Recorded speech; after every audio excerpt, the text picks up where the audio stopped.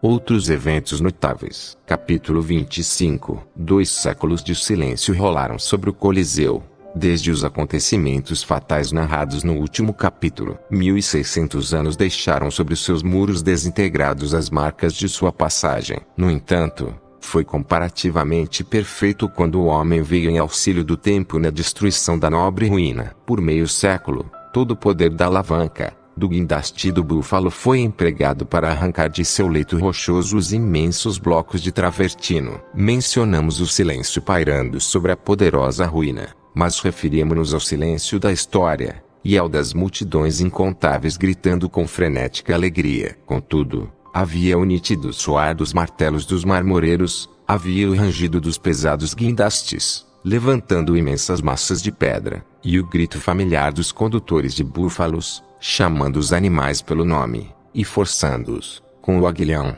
a arrastar o mármore travertino pilhado do último e maior monumento da Roma antiga. Não apenas os blocos que se soltaram e caíram, mas uma imensa quantidade da parte intacta do edifício foi extraída para embelezar a cidade erguida sobre a própria ruína da grande Roma do passado. Alguns historiadores empenharam-se em marcar os autores dessa expoliação com a culpa do sacrilégio. Gibbon, discorrendo sobre o Coliseu, fala, de cuja ruína, os sobrinhos de Paulo III foram os agentes culpados, e todo viajante que avista o Palácio Farnese pode amaldiçoar o sacrilégio e a luxúria desses príncipes arrogantes. Talvez, se os que ajudaram a arruinar o Coliseu não fossem príncipes da Igreja, a crítica teria sido menos severa. Também deve ser lembrado que o Palácio Farnese foi edificado a partir dos projetos de San Gallo, sob a direção imediata de Michelangelo, e é universalmente admitido como um dos mais finos palácios de Roma,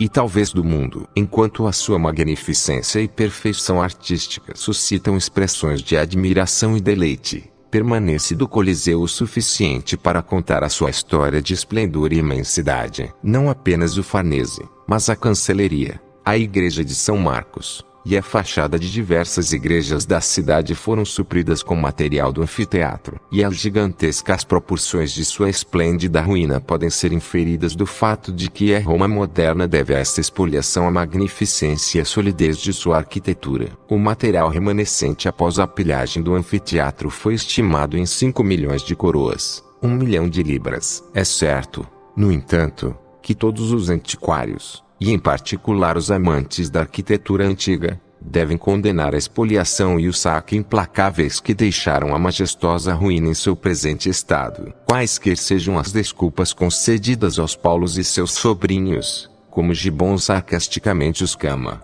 pela remoção dos materiais soltos e separados, nada pode ser apresentado em justificação de seus sucessores, que arrancaram o travertino das partes intactas da construção. Não se sabe ao certo quando o governo romano pôs um fim a esta demolição. Provavelmente a ruína foi posta sob a proteção dos papas durante o reinado de Pio V, em 1565, pois a partir desse período ela passou a ser altamente respeitada tanto pelo governo como pelo povo. E embora, em tempos posteriores, tenha servido ao bem-estar público como hospital ou fábrica, nunca mais foi saqueada por príncipes luxuosos. Sob o comando de Sisto V, ano 1585, o Coliseu passou por outra mudança. Nenhuma cidade deveu mais aos seus soberanos que Roma a este líder. Enquanto as igrejas, conventos e pontes espalhavam-se a toda parte, as ruínas da cidade antiga eram sustentadas e protegidas por muros de alvenaria moderna. Os obeliscos caídos foram postos de pé nas praças públicas, sob pedestais apropriados, e obras de arte foram cavadas da terra para ornamentar e fazer mais atraentes os museus que, sob os seus cuidados, tornaram-se os mais ricos do mundo. Esse enérgico pontífice concebeu a ideia de que cada ruína da cidade antiga deveria ser um ornamento ou um benefício à Roma cristã. O Coliseu era o monumento favorito, e recebeu porção dobrada de atenção. Por algum tempo,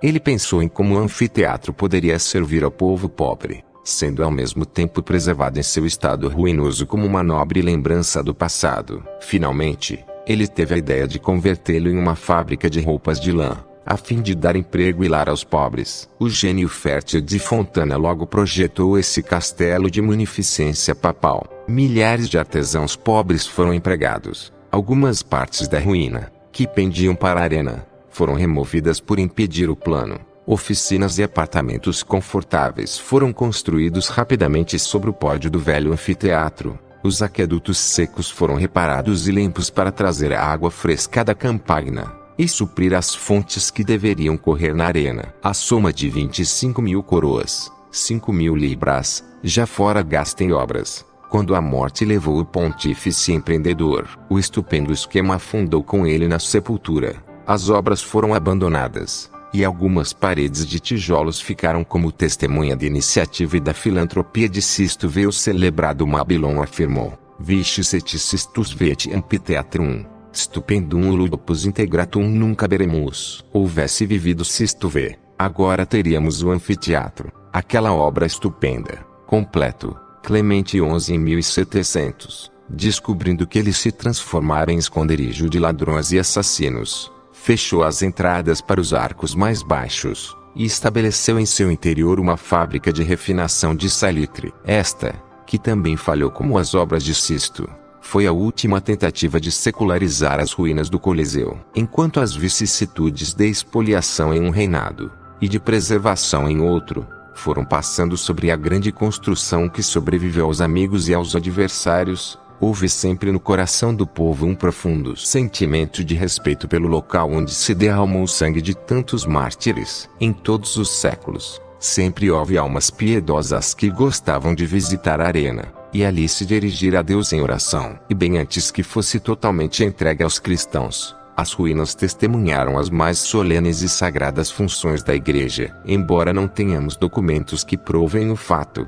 não temos dúvidas de que, por muitos anos, durante a Idade Média, os cultos eram celebrados sob seus arcos seguros e espaçosos. Após a devastação dos godos, e os séculos de guerras internas que rolaram sobre a cidade condenada, os templos cristãos deterioraram-se, e muitos se tornaram inseguros e perigosos. Seria de admirar que, em tais circunstâncias, o Coliseu fosse usado como um vasto templo, onde os cultos de adoração eram oferecidos ao Deus Altíssimo. Muitas igrejas menores espalharam-se ao seu redor. Cencius Camerarius menciona algumas que logo desapareceram. Havia o templo do Sagrado Salvador do Coliseu, o Sagrado Salvador de Insula et Coliseu, e 40 mártires do Coliseu.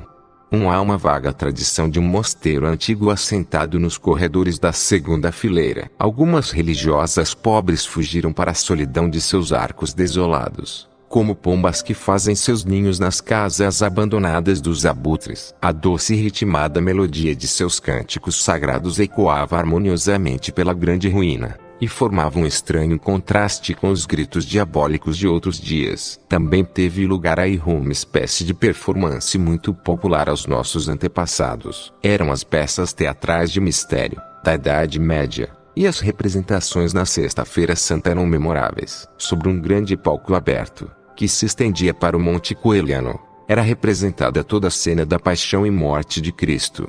Cada personagem mencionado nas Sagradas Escrituras era fielmente retratado. Milhares de pessoas compareciam para assistir a essas representações, que continuaram, com a permissão e a sanção das autoridades espirituais da cidade, até o reinado de Paulo III.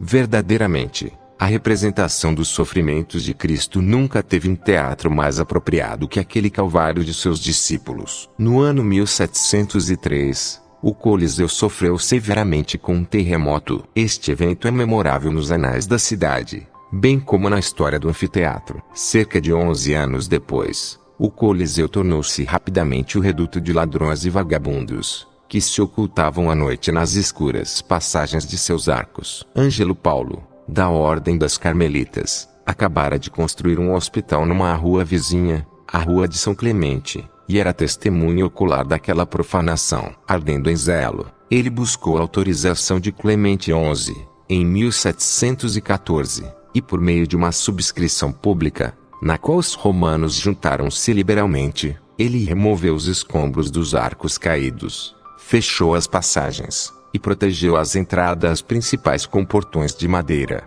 que eram trancados à noite para impedir o acesso de animais e de homens mal intencionados. Nenhum vestígio desses portões permanece atualmente. Aliás, poucos anos bastaram para varrer as barreiras que impediam a destruição da ruína. Ângelo Paulo partiu para a eternidade, e o Coliseu ficou pior que antes, o lar da infâmia e do vício. A maldade aumentou, silenciosa e ignorada pelas autoridades. Um dia, por volta do ano 1740, Benedito XTV fez uma visita ao Coliseu, e ouviu dos lábios de uma das vítimas do crime o que andava acontecendo por ali. Preocupado, ordenou ao governador que emitisse um decreto ameaçando com as galeras e o exílio a qualquer um que fosse encontrado vagueando por aqueles lugares após o anoitecer. Grandes reparos foram feitos às suas próprias expensas. A capela foi reformada, a via sacra foi reconstruída em uma escala maior, e despertou-se pelas ruínas um novo interesse que perdura até hoje. O Coliseu ostentará pelos séculos vindouros as marcas da devastação sofrida no século XIX,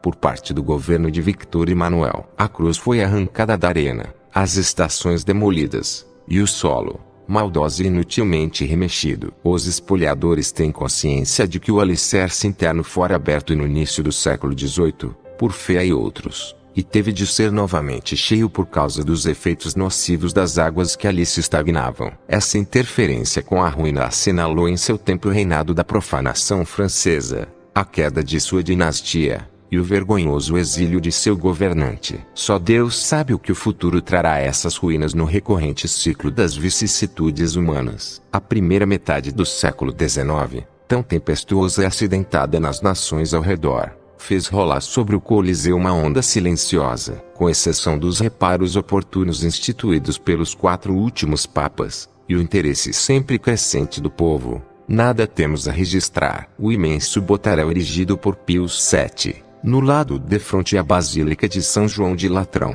é um esplêndido espécime da alvenaria moderna. Nos últimos arcos da parede exterior desse quarteirão, há um fenômeno de arte peculiar, digno da atenção do visitante. A chave de abóbada de um dos arcos caiu completamente dentro dessa parede de sustentação de alvenaria moderna. Em toda a volta, os poderosos blocos de mármore travertino estão rachados, com fissuras abertas. O conjunto inteiro parece prestes a cair e se despedaçar à primeira rajada de vento. Contudo, essa é a porção mais segura da ruína. Sob a superintendência de Canina, muitos dos arcos interiores, que ameaçavam cair, foram reforçados, e parecem desafiar a ação do tempo pelos séculos vindouros.